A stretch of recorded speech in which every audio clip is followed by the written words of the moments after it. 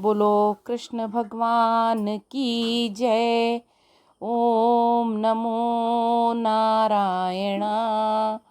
ओम नमो नारायणा।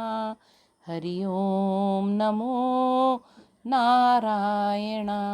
आज मैं आपको गीता का 15वां अध्याय सुनाने जा रही हूँ। इस अध्याय को सुनने से आपके समस्त कष्ट दूर हो जाते हैं एवं घर में सुख, शांति एवं समृद्धि का वास होता है। आप यदि प्रतिदिन इस पाठ का श्रवण करें तो आपको पर भगवान कृष्ण की कृपा सदैव बनी रहती है। गीता का 15वां अध्याय, पुरुषोत्तम योग। भगवान श्री कृष्ण बोले, हे अर्जुन, यह संसार एक ऐसा विनाश रहित अश्वत्थ पीपल वृक्ष है जिसकी जड़ें तो ऊर्ध्वगामी हैं और शाखाएं अधोगामी तथा वेद पत्ते हैं। जो जीवात्मा इस भव रूपी वृक्ष के कर्म को जान लेता है वही वेद विज्ञ कहलाता है। वही वेद का रहस्य जान पाता है, अर्थात भव का मूल कारक परम तत्व या ईश्वर ऊर्ध्व की ओर साकार रूप से वास करने के कारण ऊर्ध्व कहलाता है।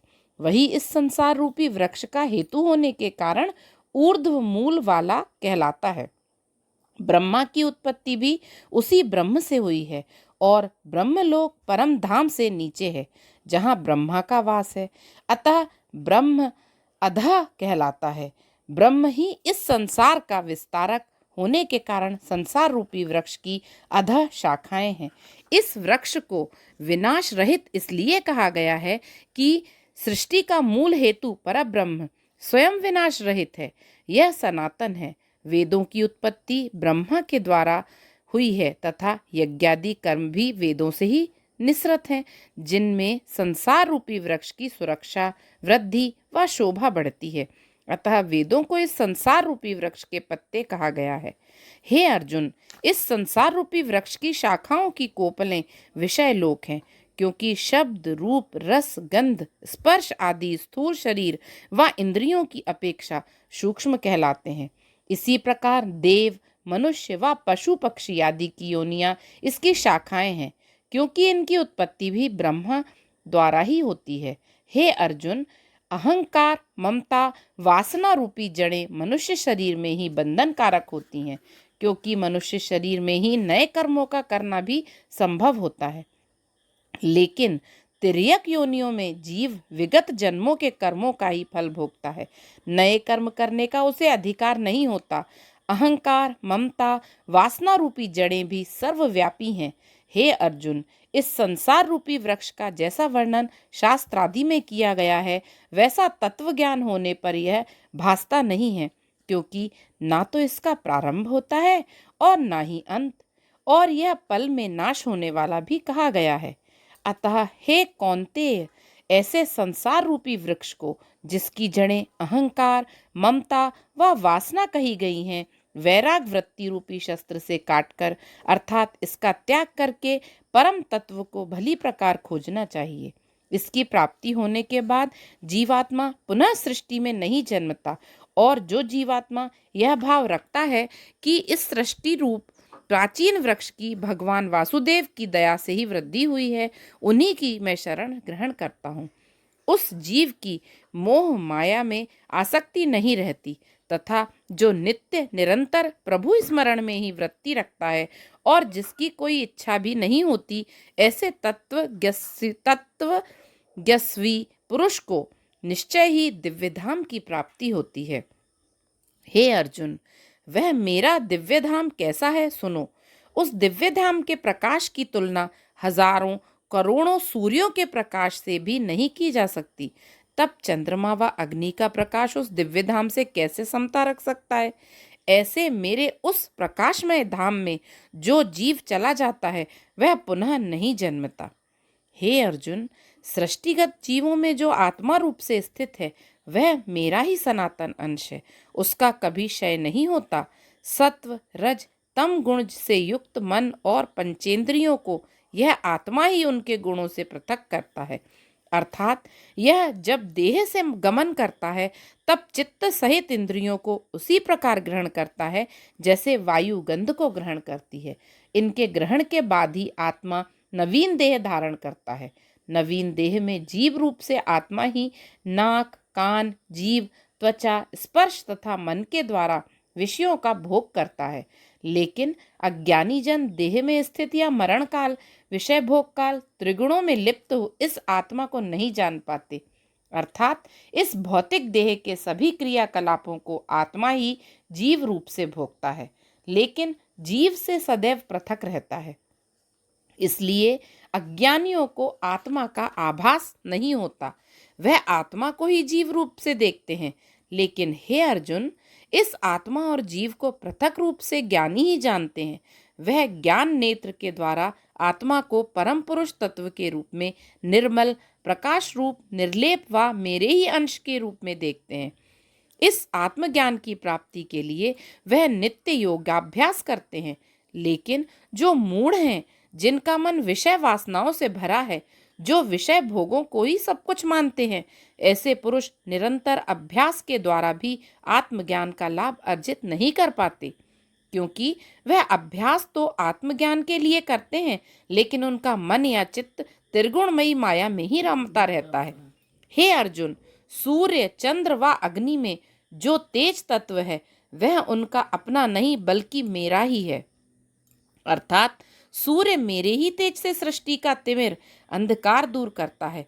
चंद्रमा मेरे ही तेज के कारण प्रभासित होकर शीतलता प्रदान करता है तथा अग्नि भी मेरे ही तेज से प्रज्वलित होती है। अतः सूर्य, चंद्र व अग्नि में जो तेजस्विता है वह मेरे ही कारण है। इसी कारण पृथ्वी में जितने भी चर अचर जीव हैं उनको धारण करने वाला भी मैं ही हूँ। अर्थात पृथ्वी भी मेरे ही कारण स्थिर है। चंद्रमा की शीतल किरणें, वनस्पतियों, वृक्ष, घास, अन्न आदि जो जिस रस द्वारा पुष्ट करती हैं वह अमृत रस भी मैं ही हूँ। सभी जीवों में भी जो जठराग्नि है जिसके कारण अन्न पचता है वह भी मैं ही हूँ। इसी प्रकार जो प्राण अपान वायु जीवों में रम रहा है वह भी मेरा ही रूप है। अर्थात जठराग्नि व प्राण अपान वायु के द्वारा मैं ही चारों प्रकार के अन्नों को पचाता हूँ। चार प्रकार के अन्नों में जो चर्वण करके भक्षण किया जाता है वह भक्ष्य कहलाता है, जैसे रोटी आदि। जो तरल होने के कारण निगला जाता है वह भोज्य कहलाता है, जैसे दुग्ध आदि। जो चूसा जाता है वह चौष्य कहलाता है, जैसे गन्ना आदि। और जो चाटा जाता है वह लेद्य कहलाता है, जैसे चटनी आदि। हे अर्जुन, मैं सभी जीवों के हृदय प्रदेश में निवास करता हूँ, इसीलिए मुझे अंतर्यामी भी कहा जाता है। जीवों में स्मृति, स्मरण, ज्ञान, तत्व ज्ञान, अपोहन, बौद्धिक विचार द्वारा सभी प्रकार के संशयों या भ्रमों को दूर करना आदि उत्पन्न होने का मूल हेतु भी मैं ही हूँ। वेदों में भी मेरे ही ज्ञान की प्राप्ति का मार्ग बतलाया गया है। अतः मुझ परम पुरुष को वेदों द्वारा भी जाना जाता है। वेदों को बनाने वाला भी मैं ही हूँ और वेद ज्ञाता भी मैं ही हूँ और वेदों का अंत भी मैं ही हूँ। अर्थात वेदों में भी एक सीमा तक मेरी ही महिमा का गान किया गया है, लेकिन मेरी महिमा उससे भी कहीं अधिक है। हे अर्जुन, सृष्टि में दो तरह के पुरुष हैं।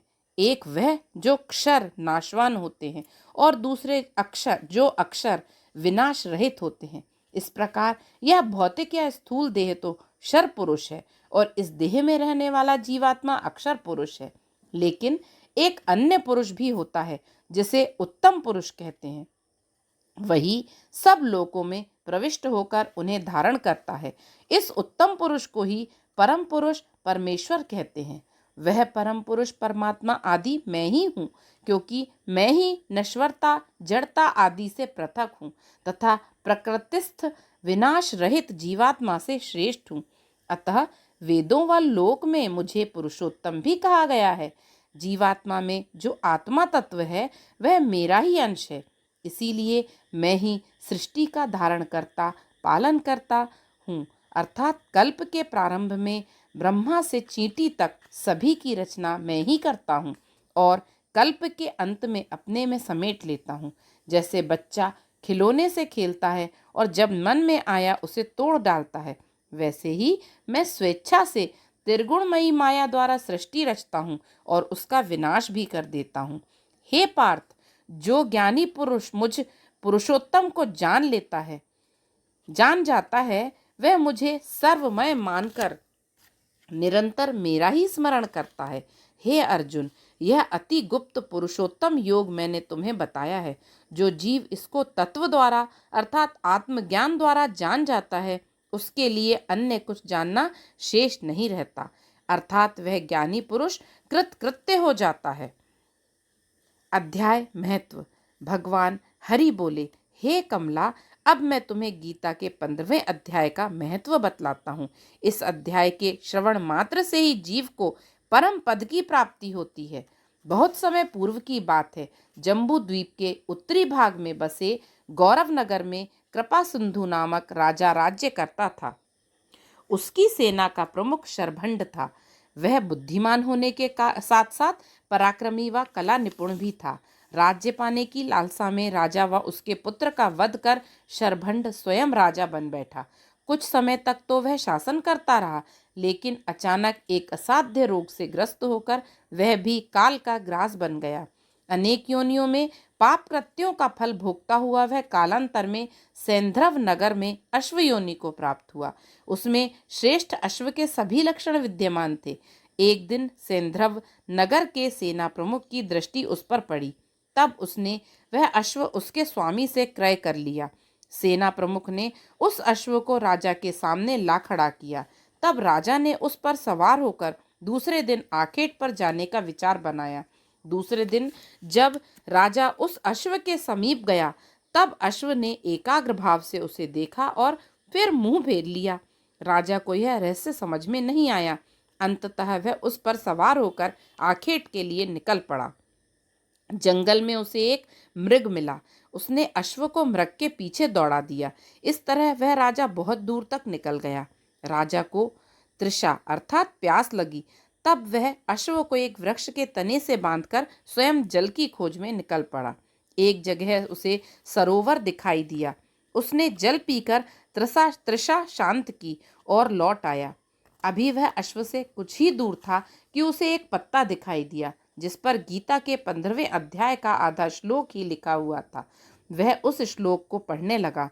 उधर उसका स्वर अश्व के कानों में पड़ा तो अश्व भूमि पर धराशायी हो गया और देखते ही देखते उसके प्राण पखेरु उड़ गए। राजा को यह सब देखकर घोर आश्चर्य हुआ। निराश होकर वह एक पर्वत शिखर की ओर बढ़ चला। वहां उसे एक कुटिया दिखाई पड़ी। कुटिया के समीप जाकर उसने देखा कि एक तेजस्वी तपस्वी वहां साधनरत हैं। कुटिया के आसपास का वातावरण कानन वन जैसा था। राजा कुछ समय तक वहीं टहलता रहा। जब उसने देखा कि तपस्वी साधना पूर्ण कर चुके हैं, तब वह उनके निकट गया और प्रणाम करके अपनी मनोव्यथा उनसे निवेदन की। तपस्वी आत्मनिष्ठ होने के साथ साथ त्रिकालदर्शी भी थे। उन्होंने राजा से कहा, राजन, वह अश्व शरभंड नामक तुम्हारा सेना प्रमुख था।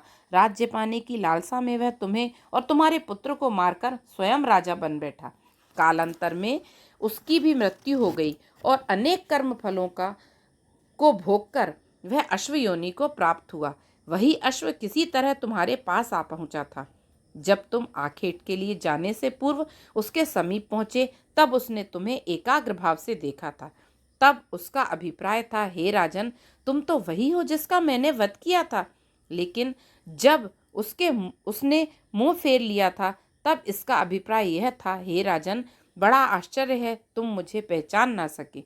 तब राजा ने पूछा, हे तपोनिष्ठ, वृक्ष के पत्ते पर गीता के 15वें अध्याय के अर्ध श्लोक के अंकित होने का रहस्य क्या है? तपोनिष्ठ ने बताया, वह मैंने ही लिखा था और अपने शिष्य को कंठाग्र करने के लिए दिया था। लेकिन तेज वायु में उड़कर वह पत्ता वहां तक पहुंच गया जहां तुम्हारा अश्व बंधा था। अर्ध श्लोक को सुनकर वह अश्व जन्म मरण के बंधन से मुक्त हो गया। राजा ने गीता के 15वें अध्याय के अर्ध श्लोक का इतना अधिक महत्व जानकर तपोनिष्ठ को प्रणाम किया और राजमहल में लौट आया। फिर अपने पुत्र को राजकाज सौंपकर स्वयं अरण्य में रहकर इस अध्याय का नित्य पाठ करने लगा। इसके प्रभाव से वह भी मुक्त हो गया। भगवान हरि बोले, हे लक्ष्मी, गीता के इस अध्याय का जो प्राणी नित्य पाठ करता है अथवा श्रवण करता है, वह भगवान नारायण के दिव्य धाम का निश्चय ही अधिकारी होता है। इसमें संशय नहीं है। बोलो कृष्ण भगवान की जय। ओम नमो नारायणा। ओम नमो नारायणा। ओम नमो नारायण।